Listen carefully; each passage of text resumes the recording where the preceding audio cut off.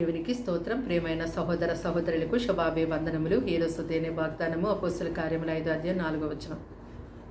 నీవు మనుషులతో కాదు దేవునితోనే అబద్ధమాడితమని వానితో చెప్పాను. చూడండి, ప్రభువైన యేసుక్రీస్తు వారిని వెంబడిస్తున్నటువంటి ప్రజలలో కొందరు అనేక విషయాలు దేవుని దాసుల దగ్గర అబద్ధమాడుతూ ఉంటారు. ఉన్నది ఉన్నట్టుగా మాట్లాడలేకపోతుంటారు. దాన్ని బట్టి వారు ఎంత నష్టపోతున్నారో, ఎంత ఆశీర్వాదాన్ని కోల్పోతున్నారో వారు తెలుసుకోలేకపోతున్నారు. అయితే దేవుని యొక్క వాక్యంలో మనం చూసినప్పుడు అననీయ సప్పీర వారిద్దరూ భార్యాభర్తలు, వారిద్దరూ కూడా దేవుని సువార్త నిమిత్తం తమ యొక్క పొలం అమ్మి ఆ యొక్క పొలము ద్వారా వచ్చిన డబ్బు అంతా కూడా అపోస్తలుల పాదముల యొద్ద పెట్టాలనుకున్నారు. అయితే పొలం అమ్మిన తరువాత ఆ యొక్క వచ్చిన వెలలో కొంత దాచుకొని కొంత తెచ్చి అపోస్తలుల పాదముల యొద్ద పెట్టారు. అయితే ఆత్మ అభిషేకముతో నింపబడినటువంటి పేతురు గారు అననీయ సప్పీరాతో, మీరు మీ పొలము నమ్మి ఎంత వెలకి అమ్మారా అన్నప్పుడు, అవును ఇంతకే అమ్మామని చెప్పినప్పుడు వెంటనే పేతురు గారు అంటున్నారు కదా, మీరెందుకు పరిశుద్ధాత్మను మోసగించడానికి ఇద్దరూ ఏకీభవించారు అని అనగానే ఆ భార్యాభర్తలిద్దరూ కూడా క్రిందపడి మరణించారు. చూడండి, అబద్ధం ఎంత ప్రమాదకరమో, ప్రతిదానికి కూడా కొందరు అబద్ధం ఆడేవారుగా ఉంటారు. అది వారికి ఎంతో నష్టాన్ని కలిగి చేస్తుందని వారు తెలుసుకోలేనటువంటి గురుడితనంలో వారు జీవిస్తూ ఉంటారు.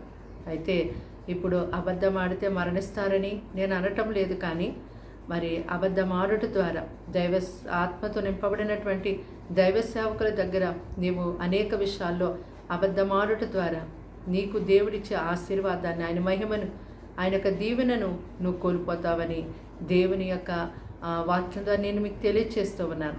అలాగే దేవుని యొక్క వాక్యాలు ఇంకా మనం చూసినప్పుడు దైవజనుడైనటువంటి ఎలీషా గారి యొద్దకు ప్రవక్తల శిష్యుల్లో ఒకని భార్య వచ్చి, అయ్యా నా భర్త చనిపోయి ఉన్నారు, నాకు 2 కుమారులు, అప్పుల వారు వచ్చి నా కుమారులు తీసుకెళ్ళిపోతామంటున్నారు, ఏమి చేయాలో నాకు అర్థం అవ్వటం లేదు, నా పరిస్థితి ఎలాగుందని దైవజనుడికి మొరపెట్టుకున్నప్పుడు వెంటనే దైవజనుడు అంటున్నాడు కదా, అమ్మ నీ యొద్ద ఏముందో అది నాకు తెలియచేయి, నీకేం చేయాలో అన్నప్పుడు ఆమె అంటూ ఉంది, అయ్యా నూనె కొండ తప్ప ఏది కూడా నా దగ్గర లేదు అంది.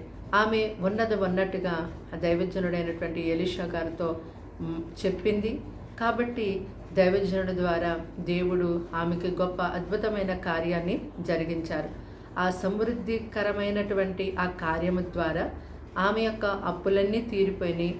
అలాగే తన 2 కుమారులు తాను ఎంతో గొప్పగా పోషించబడ్డారు. చూడండి, దైవ ఆత్మతో దైవ అభిషేకముతో నింపబడి ఉన్నటువంటి ఎలీషా గారి యొద్దకు వచ్చినటువంటి ఆ స్త్రీ తనకున్నటువంటి పరిస్థితిని ఉన్నట్టుగా చెప్పింది. కాబట్టి ఆమె యొక్క దరిద్రావస్థ నుంచి, ఆమె యొక్క దీనస్థితి నుండి, ఆమె యొక్క అప్పు సమస్యల నుంచి ఆమె ఎంతో గొప్పగా విడుదల పొందుకుంది. కాబట్టి దేవుని యొద్దకు వస్తున్నటువంటి ప్రతి ఒక్కరూ కూడా ఆయన యొద్ద ఎంతో యథార్థముగా జీవించేవారిగా ఉండాలి. దేవుని యొక్క వాక్యలో చూస్తూ ఉన్నాం కదా, మనుష్య కుమారుని దూషించిన వానికి పాపక్షమాపణ ఉంటుంది, కానీ పరిశుద్ధాత్మను దూషించే వానికి పాపక్షమాపణ ఈ యుగమందే కాదు వచ్చే యుగంలో కూడా ఉండదని, ఏ యుగమందు ఉండదని ప్రభువే సెలవిచ్చారు. కాబట్టి పరిశుద్ధాత్మతో నింపబడి నడిపించబడుతున్నటువంటి దైవ సేవకుల దగ్గర కానీ, ఏ దైవ సేవకుని దగ్గర అయినప్పటికీ ఎంత మాత్రము కూడా అబద్ధం ఆడకుండా ఉండడానికి ప్రయత్నం చేయండి.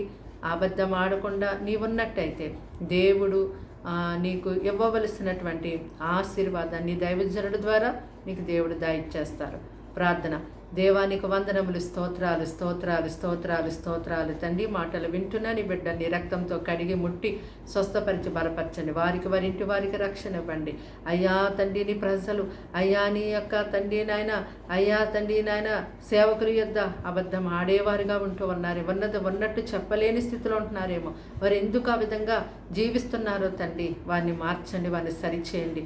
వాళ్ళు లేవనెత్తండి అయ్యా, వారిని బాగు చేయమని అడుగుచూ ఉన్నాము తండ్రి. స్తోత్రములు ప్రభ. అబద్ధమాడే పెదవులు తీసివేతండి ప్రభ. అయ్యా తండ్రి, నీవిచ్చే ఆశీర్వాదములు కోల్పోయి ఆ స్థితిని వారిలో నుంచి పిరికి వేతండి. ఇదిగో ఈ దినమంతా వారి కుటుంబానికి తోడుగా ఉండండి. ఎండ తండ్రి వడగాలుపు నుంచి వారిని తప్పించండి. వారి కుటుంబాలని తండ్రి గొప్ప అగ్ని కంచె వేసి కాపాడమని, కీడు శోధన పని తప్పించండి. వారి ప్రతి అవసరత నీ పరిశుద్ధ నామములో గొప్పగా తీర్చమని, వారు ఏదైతే అడుగుచున్నారో అది పొందుకొనుటకు సహాయం చేయమని యేసు నామములు అడిగి వేడుకుంటున్నాము తండ్రి. ఆమేన్.